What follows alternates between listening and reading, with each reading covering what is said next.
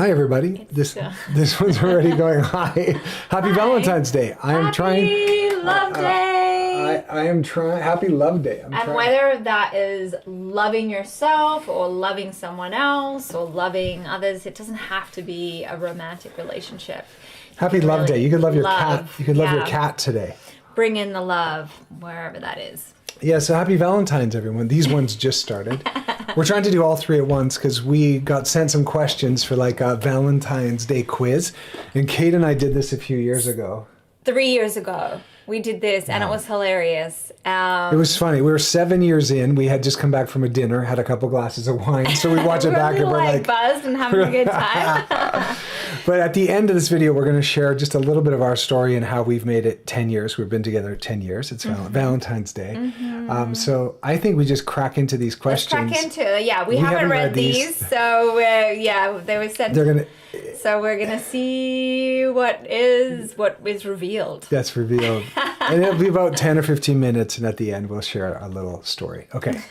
So the first question, you ready? Uh-huh. What was your first impression of me and has it changed? Yes. Yeah, okay. We have a unique beginning because we were a part of this community chat, which was a bunch of friends, and we would all like go to the beach together and do all these different things together. It was like a community, right? And I had never met Paul at any of the events or anywhere. And he one day was just like, oh, like on Messenger, hey, you want to go to a movie? And I was like, yeah, cool. Like, didn't know who he was, but it was such a great group of people. I was like, great, this would be fun. Just go to a movie because he's in the area, right? And so we went on this date, but I had no idea it was a date the whole time. And obviously he's incredibly handsome, but I was just like not even seeing him in that light and even though there was all these romantic things that happened, it was a movie where you have a glass of wine and some cheese while you're watching the movie, and then we went into the car park and there was this man practicing his flute because he was playing Hallelujah on his flute. Yeah, and he was like, there was no cars anywhere in this car park except for his car and ours, which are right next to each other, and he's there playing his flute. Because he's like, I live in an apartment building and I can't do it there. And it was like so beautiful. It was this like magical moment. It was really cool. And we just stood there and watched him and like appreciated it. And then and he dropped me home. But the whole time I still didn't know it was a date. So my first impression obviously was that he was super handsome, but I had zero concept of him as a person. So I hadn't formed this. This was 10 years ago. This maybe even, I was 11, I think. Wow, right, yeah. Wow. So my first impression was nowhere near the impression I have now. Yeah, and how has it changed? That's the question. And how has it changed? Has it changed? Yes, absolutely. So,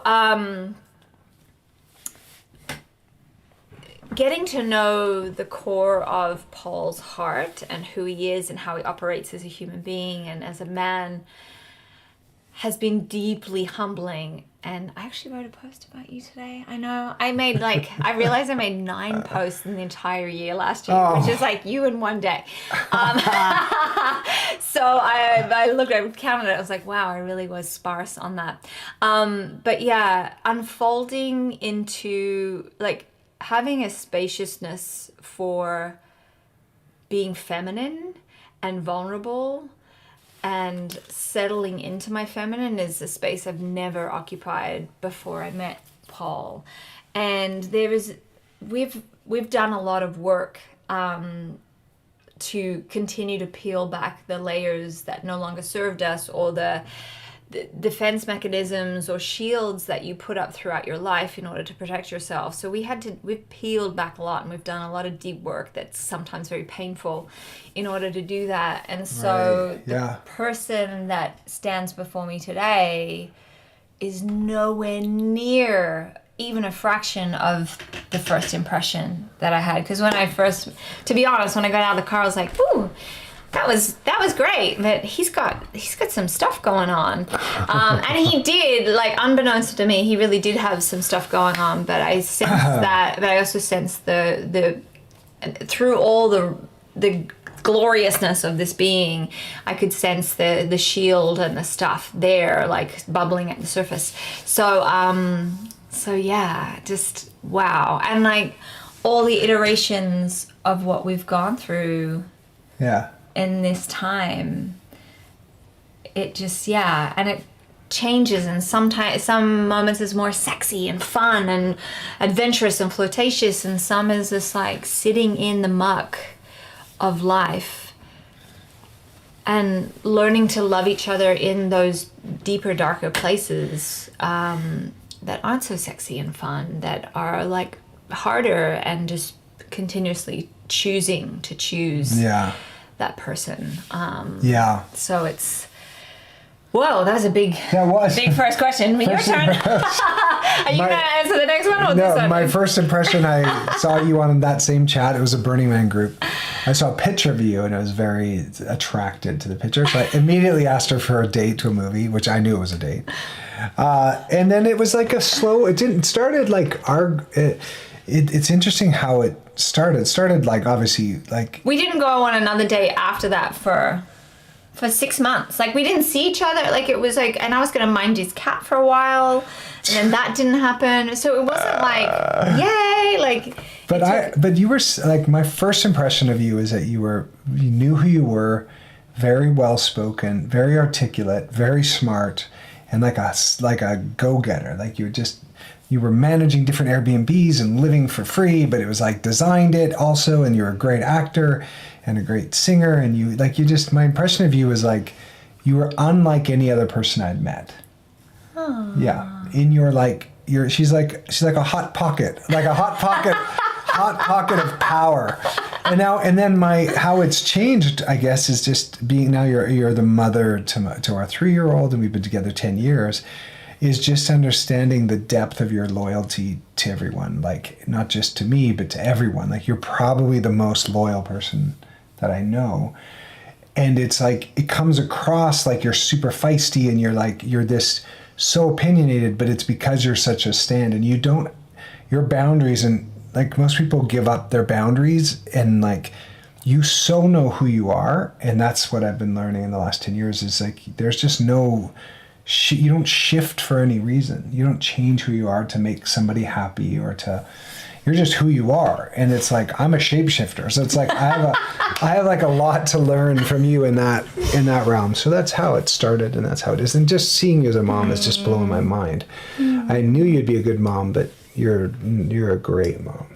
You're an amazing, I'm a great mom because you're such a great dad. You give We have a 3-year-old, by the way. Spaciousness, and I think parenting it's a team job, and especially when there's just two of you, it's so often left to the mom to do everything, and you're such a huge contributor. So I fully credit I'm able to be the best mom because of who you are as a dad. Oh.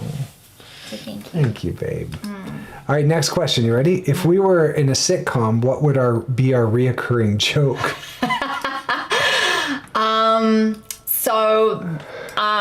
Let's just say that's happening in our near future. We're going to be in the sitcom. In the sitcom. What's our reoccurring joke?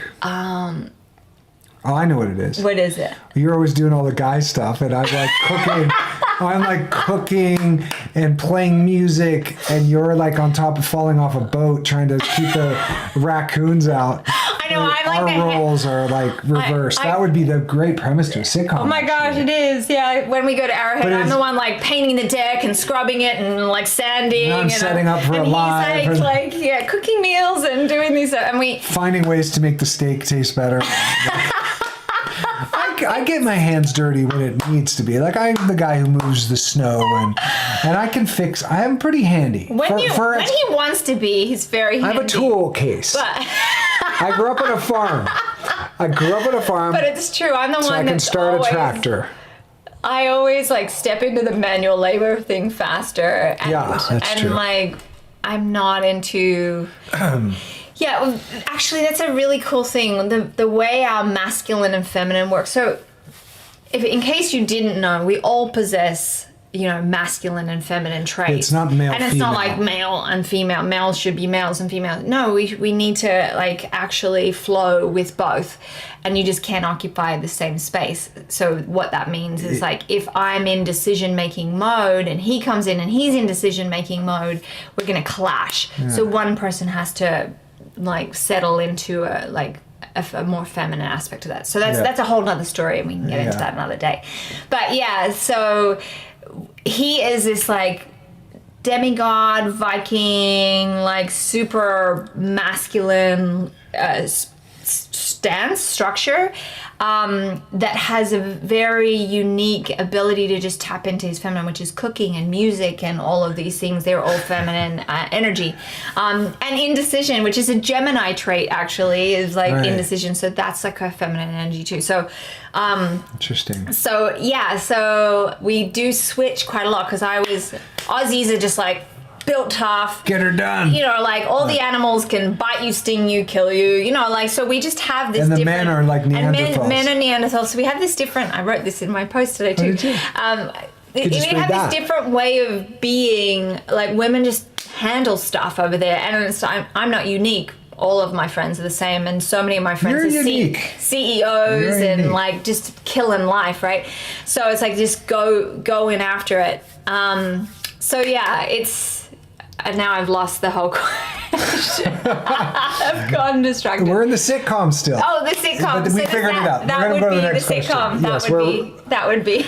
I think that would be the premise of the sitcom is the guy looks like he should handle all the guy stuff, but then she's out there like hunting raccoons and protecting her child from raccoons. Well, I'm like, I don't know, making a meal for the raccoon or something. Okay, what's the most embarrassing thing you've done in front of me? Just the other day, I was up here and I'm like, No, we're not going there. what? No. That embarrasses you. That's like a normal day for me. She tooted and she didn't think I heard it, but it was so far away. Oh my god. And I just took off my thing and just sort of like, no. I was like, we don't babe. talk about this. This is mortifying. No. it was so far away. Then you're a trumpet like every day. Mr. Romantic over here just trumpets like he thinks it's cute and funny. I go for tone. I'm like always trying to perfect the tone.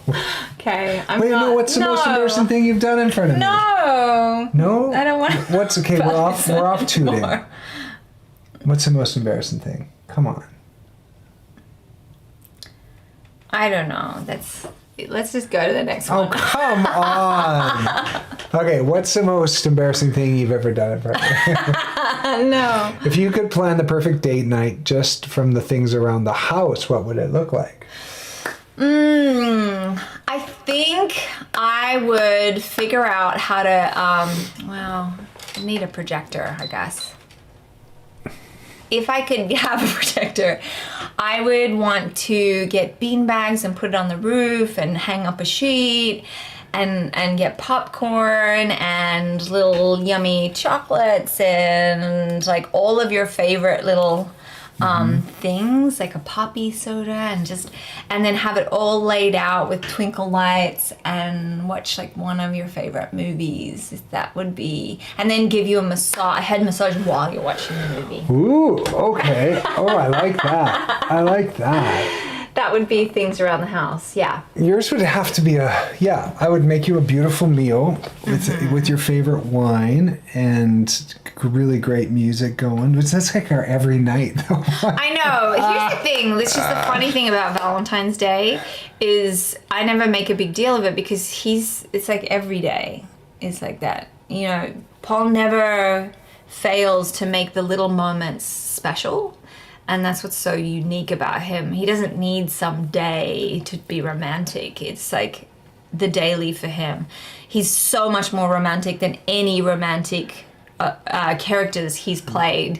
He literally lives and breathes romance. And like his superpower is prolonging time, although we always run out of time because it's maybe prolonged too long. But to stretch out the mundane and make every moment special. And he's like, we could die tomorrow. Let's like have the good bottle of wine. Let's use the do good this. wine. Let's do, like he doesn't save it for some thing. The journey is the moment for him, and like he really truly lives in the moment, which is, I think, so rare. So little people do that. I'm in the future all the time, so I have to be brought back to the present. A lot of people live in the past all the time. He's so in the moment that has limitations at some points, but it's like it's so it's hard for me to sometimes imagine the future.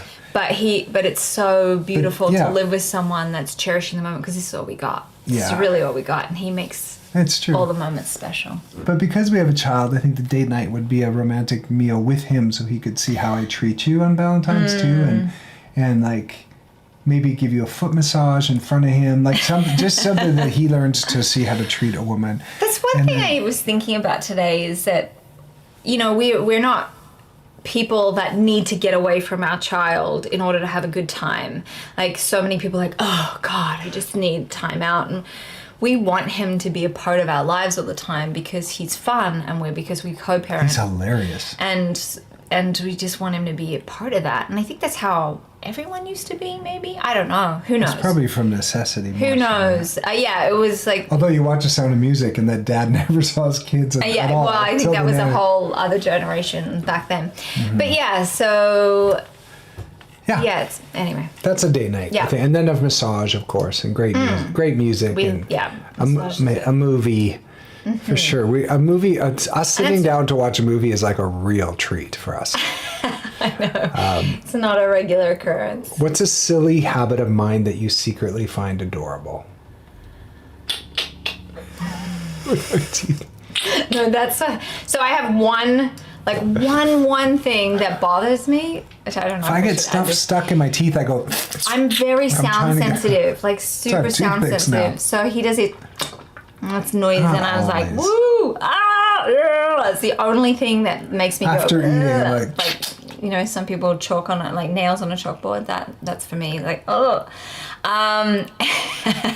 But a secret habit that you find, hang on, let me just read it again.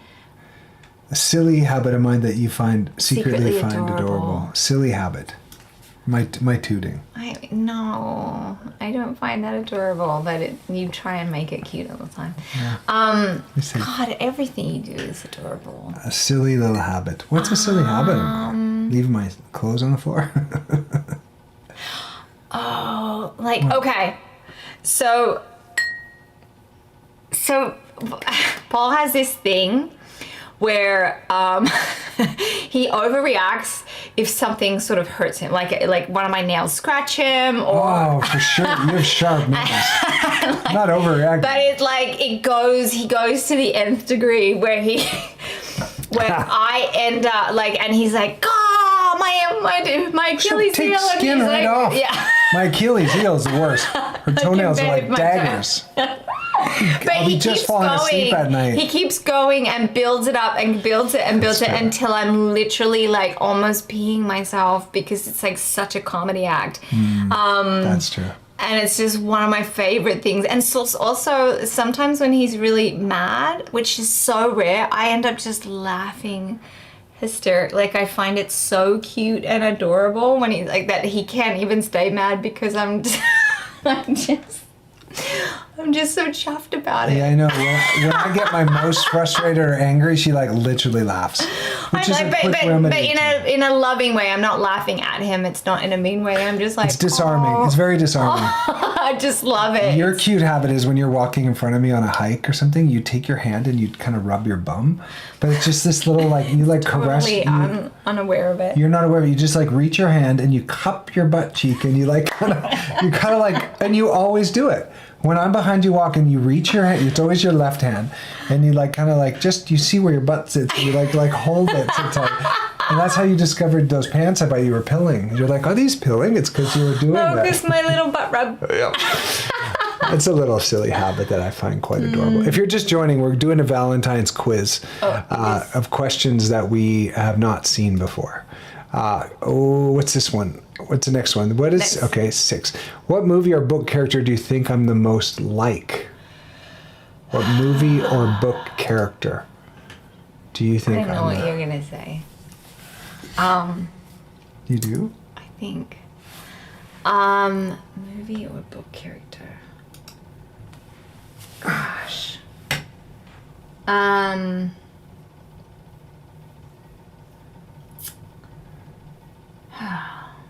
to think of like the most romantic film there is. Wish I had. I mean, Cary Grant, for sure, that he has those vibes.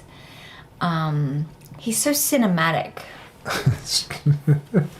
Like, it's almost like he's like, it's almost like there's cameras rolling at all times, and he's like just cinematic. He doesn't. True. I dress up to go to the chiropractor. Yeah, he doesn't do things just like bleh, like he's like he does thing. Everything's with ceremony.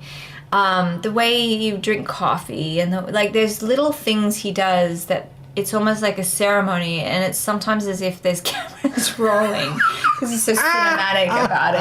So I mean, gosh, a book character. I don't know. Just. Yeah, Mary's like. Oh. You're like. Oh, I haven't even read anyone's comments, but yeah. Yeah, I don't know. You're like Jessica Rabbit for sure, mixed with. Oh, I just had it. There was a second person that you remind me of so much as a cartoon. It's a cartoon character with big eyes, and like just not Betty Boop, but wait, who did you think I was gonna? Stephanie Seymour. Oh, Stephanie, she reminds me of Jane Seymour, the actress. Seymours. The Seymours, and Stephanie Seymour, the supermodel. Those are the two. But the movie, trying to think of the movie like that you would remind me of. I'll think probably of a better one later. I was gonna say, you know that character that turns into a fireball? Well, you're like Jim Carrey in most of his movies. She's got every Jim Carrey face. She's like, I do. It's crazy. I have it. Sometimes I catch myself. Oh, you're that character from that animated film that turns into fire. Yeah, that's what I mean. So which movie was that? Just turned into, whenever it got angry, it turned into, it was just like exploded. an anime. It was like a Chinese martial arts movie, and this Japanese. one character, when it got angry, it would turn into fire. A fireball. And it didn't know how to contain its fire, and so they had to get banished. But it didn't know what to do with itself. What movie is it? Somebody is Jessica Rabbit. Someone else said Jessica Rabbit. I'll think of it. What? We watched it on an airplane. Guys, tell me what you like, things you see, Paul. I mean, oh no, I better do it. I just trying to think of like super romantic movies. The Princess Bride. As You Wish. No, you're so much more debonair than that. Okay, next question. Okay. We're running out of time. Okay. What's the one thing you were surprised to learn about me after we got together?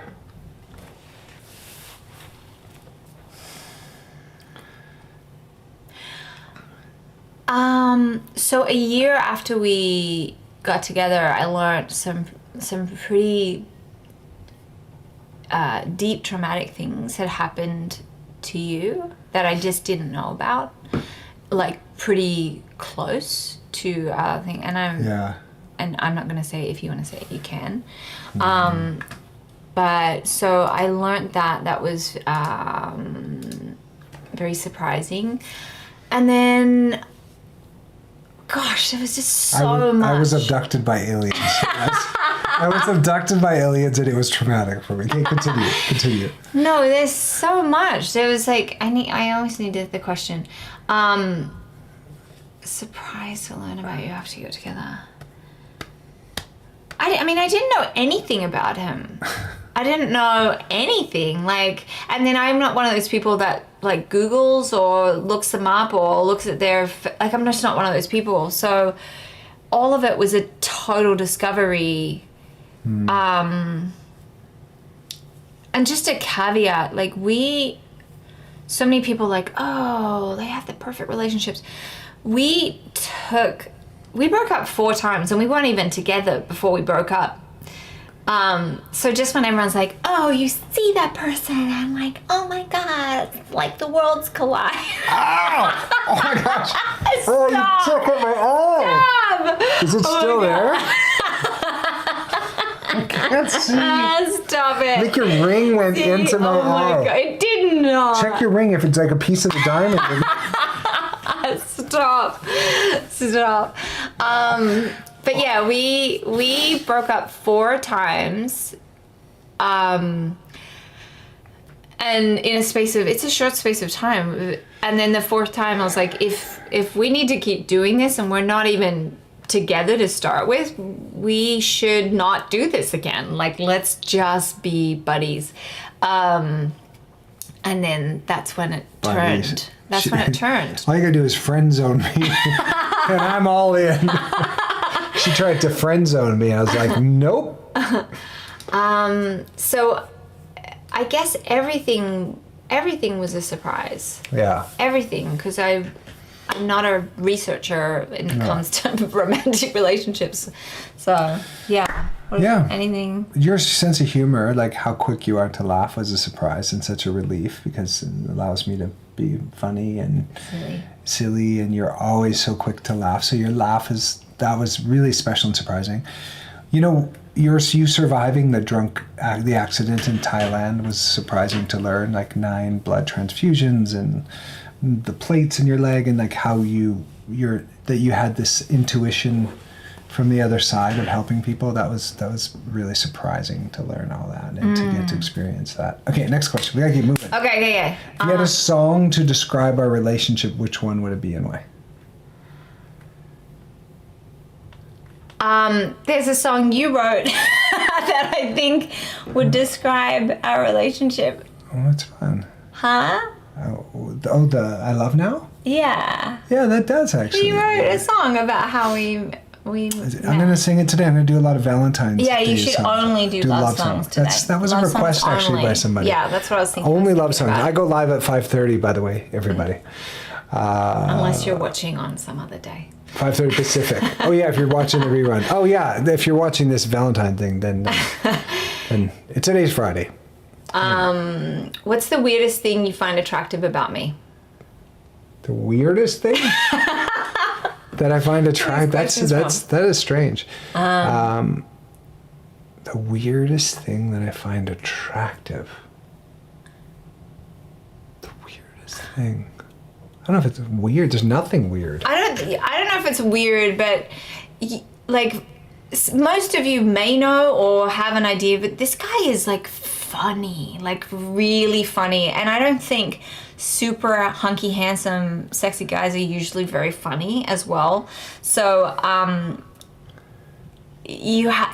just your silly, goofy side is like brings me so much joy and is like such like it's the most attractive thing. And like he should totally like he's been this romantic character, but he should totally be in a sitcom. We have to create it. We gotta create this sitcom where I do the cooking. This funniness is like needs to like I can't be the only one to experience it. Everybody else needs to because it's so dang good.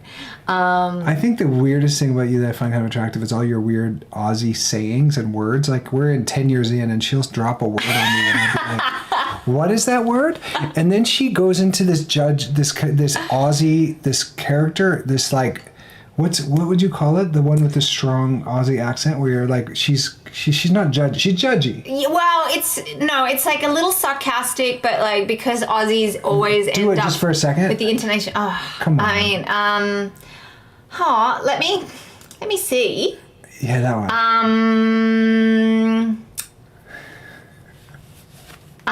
What's the weirdest thing that you would find attractive about me? Like I think I don't know. No, I've got to think of the right things to say. I find it attractive when she does this really insane. Like, there's a great question. Do you ever get jealous when Paul's doing these romantic Christmas movies? That would be a great question for this. But that's a weird thing about her that I actually find attractive when she does this Aussie accent that's kind of like sarcastic, condescending. But uplifting. But it always has a question at the end. I find it kind of attractive. I don't know why. He loves it. I do love it. Do you get jealous when I do romantic movies and kiss on these things? I don't. Actually, we spoke about this in bed last night. She just judges it when it's a bad kiss. Yeah, I'm like, that was terrible. She's like, come on. But I'm like, ooh, good chemistry when it's like it's good. That's funny. Yeah, I was like, you could have tried a bit better there. That one looked terrible. No, I don't because I'm you know, freshly trained actor as well, and it's not that romantic when you're doing those scenes. You've got a million people there, and they're like, cut, okay, let's take it from this angle. It's like very technical. It's very technical. So do co-stars fall in love with each other a little bit? Absolutely. I'm completely aware that parts of them. Parts of you falls in love with parts, because you're playing a character and that character's falling in love, and and it can get confusing at times. So I'm absolutely present to that happens, and that is part of it. Word up. You know, I had a friend the other day going, I just don't think I could ever be with someone like that. He's just too handsome, and he's too, like, you must be really confident. And I'm like, yeah, I don't even think about that. I really know who I am. I know what I'm worth and what my value is. And if Paul was to fall in love with someone else, I'm not gonna like force him to love me. Like, love is a choice that you can continually come back to, and we're not guaranteed that we get that forever. And it's a great dream, and I think you have to commit over and over to choose someone, and you choose them when it's hard, and you choose them when they've done something that is not kosher and like is not right, and it's like you have to choose to forgive and forget. And I was talking last night about I deeply care for all of my ex-relationships. I'm really good friends with nearly all of them, and even the ones that I had one relationship when I was young that he got very, very jealous and started going through my phone, and it created this, like, I was in business and I was like working all the time, and I was like, he was going out to parties and nightclubs all the time, and so I was like, what is he doing if he needs to look at my stuff? And then I started looking at his phone, and it turned me into jealousy. Experiencing it, being it, turned me into a person that I thought was the most disgusting, ugly thing that I've ever felt and been. And I was like, and I was very young, and I'm so grateful to have learnt that lesson very young, that I was like, who I became when I was being jealous or like trying to uncover what he was doing was the lowest vibration, ugliest version of myself that I had ever known. And being that was far more disgusting to me than anyone cheating on me. And so I was like, if people are going to cheat, they're going to cheat. That's on them. That's not like anything I can do about it in the moment. But I'm never going to be this person again, because it was like disgusting on every level for me. So jealousy is just something that I don't go into. If there's some issue, I'll like openly just like address it. Like, hey, like I'm noticing this, or I'm seeing this. Do you want to talk about it? Yeah. So I'm really open and willing to have those conversations if any feelings arise or something that I feel. And most of the time I just let it be, because things play out and it doesn't even matter. But if there's something that I'm feeling any sense of like uncomfort about, I just address it, and we talk about it, and we move through it. So no, I don't experience any jealousy when he does romantic things ever. So what do you think is the glue? That's the last question. What do you think is the glue that holds our relationship together? And then we can end, and we'll share that little story. We promised you guys a nugget at the end as to how we've made it work for 10 years. Kate's the longest relationship I've been in. I was married for almost 14 years, but separated 7 of the 14 years with Oliver's mom when I was at a child marriage. I was married as a child. Married as a child. She was. We was engaged when she was 18, or just about. We got married when Ange was 19. Yeah. So what is the glue that you think, or what makes a relationship work? That's probably we can reframe it as that and end with that question. Communication.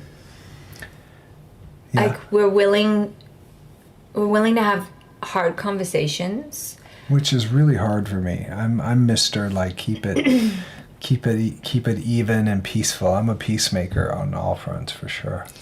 Yeah, and like you used to be just shove it up. Avoid it. I would think I would be an avoidant, not like an attack. Like there's all those different types. I have to work hard not to be an avoidant. Yeah, and he'll clean the house like a demon. If there's a hard conversation that he doesn't really want to deal with, he'll have it, but he's like scrubbing the house while it's happening. Yeah. He has to be doing something. I think she manipulates me sometimes. I'd be like, oh, the house needs a cleaning. Let's start an argument. You know what you never do? It's like, what? We don't blame each other either. That's some glue. We never ever blame each other. We'll talk through things that don't feel good or like where we went wrong. We laugh a lot. Yeah. Even when times are really hard, and I'm a very steady person. Like I don't have crazy emotions. I don't get like, you know, and I'm very practical. So there's not a big roller coaster of emotions going on, which makes it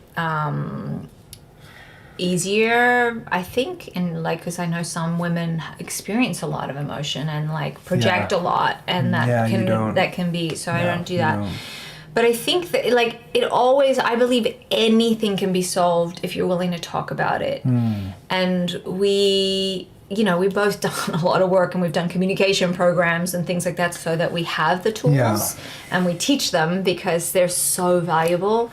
But if you can have a conversation about something, you can move it, and that gets unstuck something that might be stuck. So I think that's it. And powerfully choosing each other. That's what I was gonna say. It's like not taking for granted that like because we're engaged and like that I own you or something, or like or you own me, or I'm your man. It's just like you're like no. We have to make the choice to show up for each other every day. There's not taking for granted that like this is forever and like you're stuck in this thing. Is like, well, we get to show up and almost like earn the right to like I don't stop showing up saying, wow, we're together. Like you're there, like it's showing up in a way and making one of my teachers, Kathy, would just said, love is not a relationship, but it's a choice to love.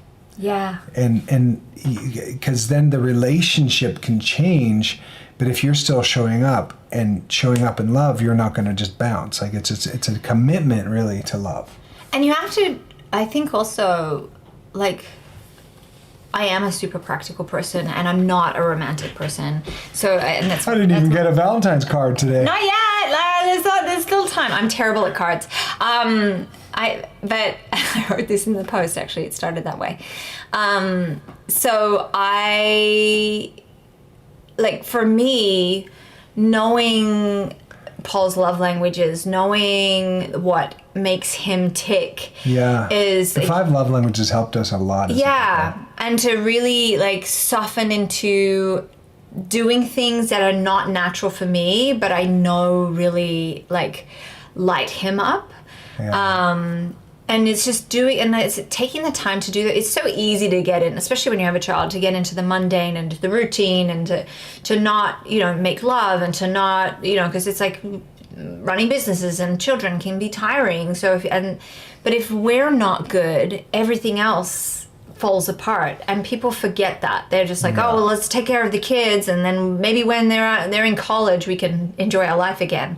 Or like, there's always this, maybe at this date, and it's like, no, you have to continuously show up and take little moments to appreciate and love the person the way they need to be loved, not the way, like, I can do a bunch of stuff for Paul and it won't land. But if a lot of people give the love that they want to receive. That's what the book, The 5 Love Languages, is really good for. Yeah, because I'm a doer and I like to do things, and like, but sometimes we're both acts of service, but my acts of service is for our future all the time, of what, like, things to live into. But because he is in the moment and not in the vision, that doesn't land for him. So I can be doing everything over here, but it's like, I'm like, I just made you the most beautiful snack, and you didn't even thank me. You just show me.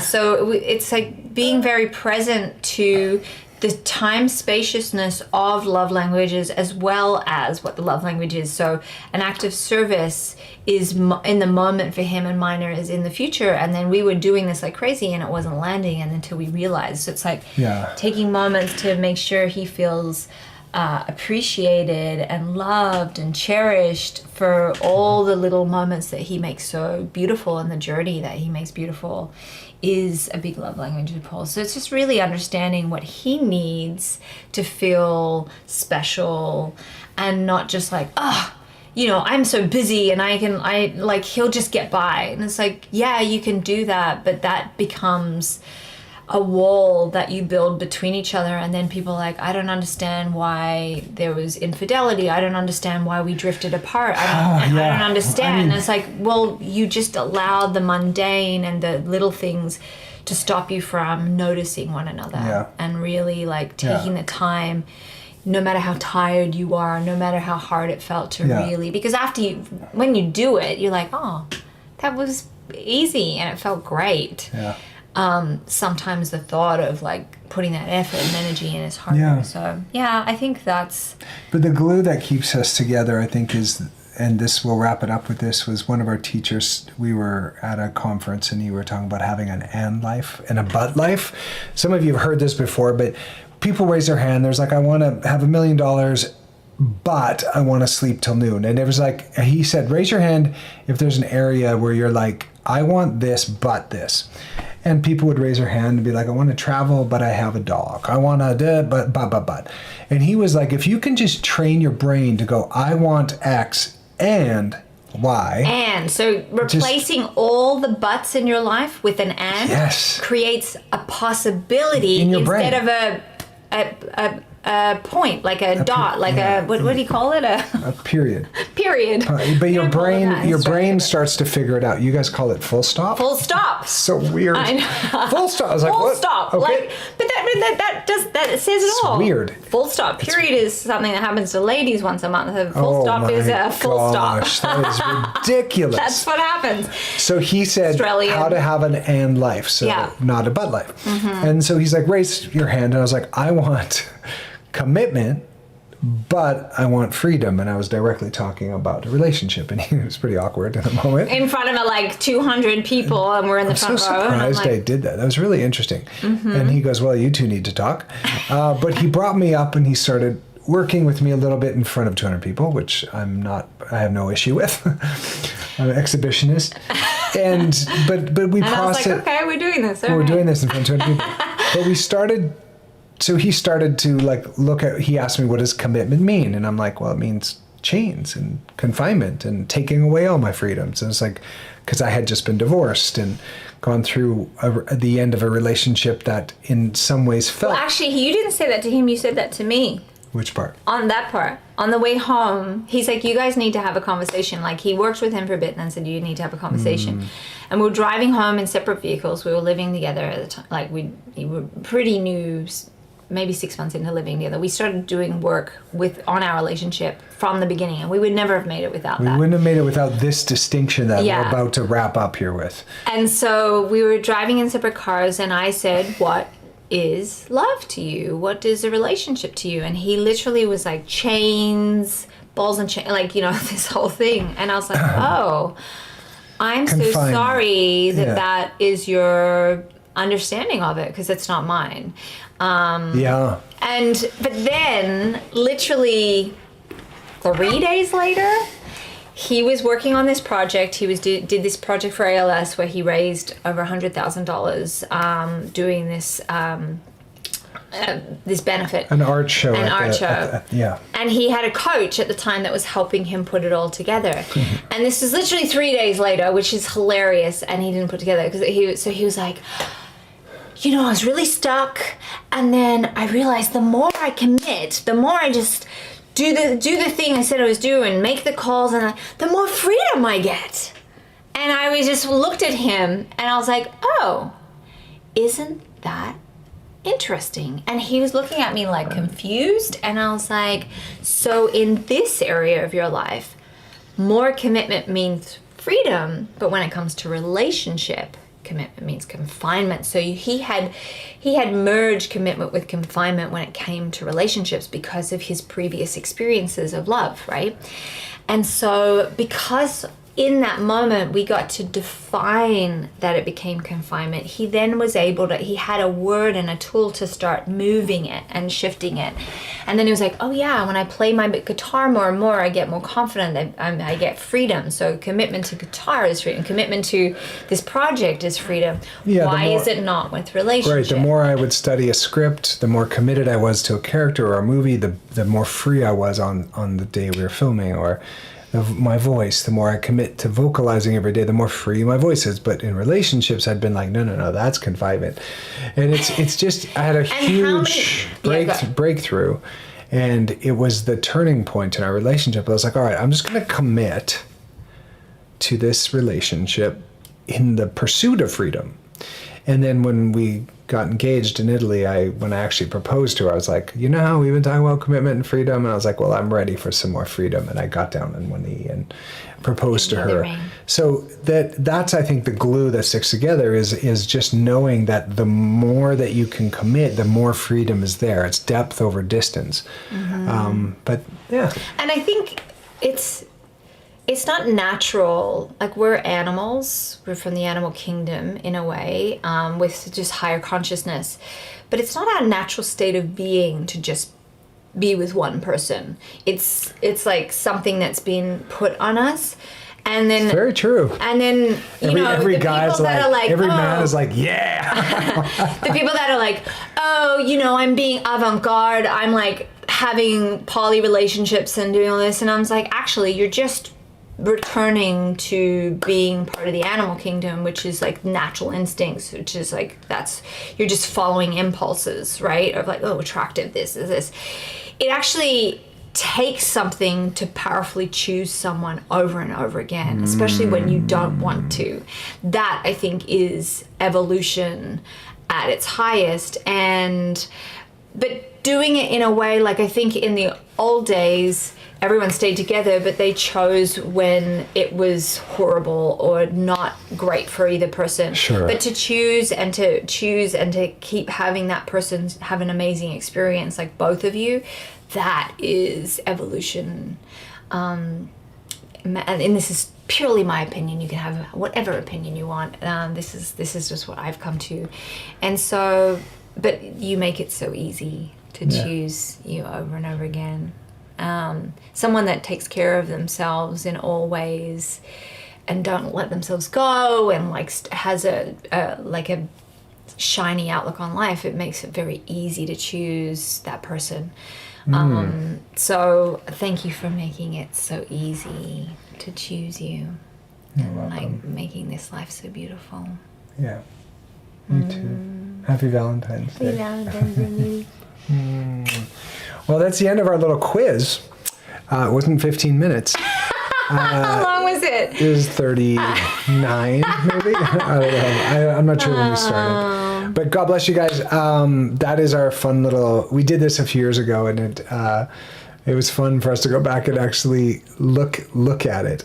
But Kate and I also have this passion we do, which is called Freedom Alchemist. So if you're watching this in the future and you kind of feel stuck, we'll put a link down below of this at some point. You can click and look a little bit more. Kate started this. She has her has her master's in NLP, which is neuro-linguistic programming, and she's a Tony Robbins trained strategic coach and a strategic intervention coach, which is a really powerful way of helping people identify their sabotages and their upper limits. And I have a functional nutrition degree as well, and so we have this really special thing called Freedom Alchemist. So if this and is one of the pillars is communication. Yeah, one of our truly three legs believe is communication. You get your health right, you get your mind in a place that's like a garden, and then you have communication that you can thrive very powerfully in life. So it's like the triangle that we believe creates all of the sauce and juice and magic of life. And so that's what we focus on, that trio, to really enhance people's lives. It's what we're committed to and passionate about. You just said garden, and I think that if you treat your relationship like a garden, just like your body's not a machine, your body's a garden, and your mind is a garden. It needs to be, negative thoughts need to be taken out like weeds.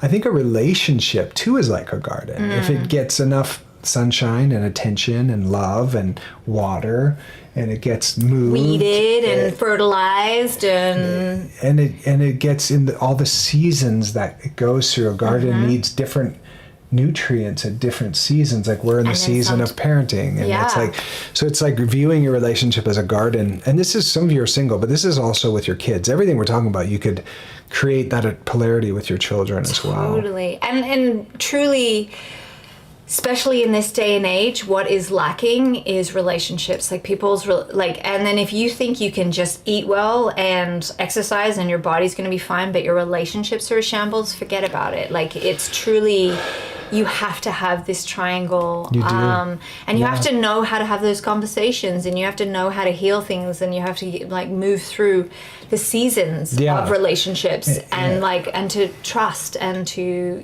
so there's tools you can learn to make that easy, and that's why we focus on those too. So relationships, guys, just like this AI world we're going into, it's gonna disintegrate relationships further if we don't put attention on it. And if we do, we can use the AI in a profound, powerful way for good, but if not, it's going to go like in ways that we don't want it to. So use the power. That's cute.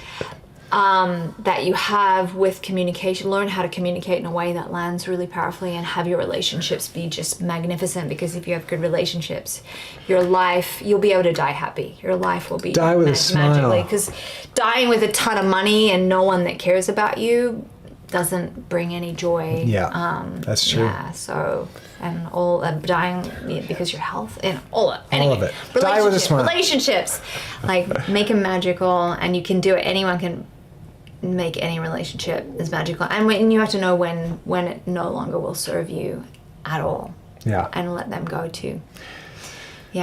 So happy Valentines, everybody. It's 2025, so if you're seeing this later, just share it with somebody who, maybe this conversation is inspiring.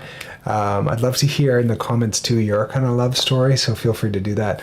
I play music. I have a live schedule. It's on paulgreene.com, and then freedom-alchemist is freedom-alchemist.com is where you can find all things for Freedom Alchemist. All right. Happy Love Day. Happy Love Day. Bye, you guys.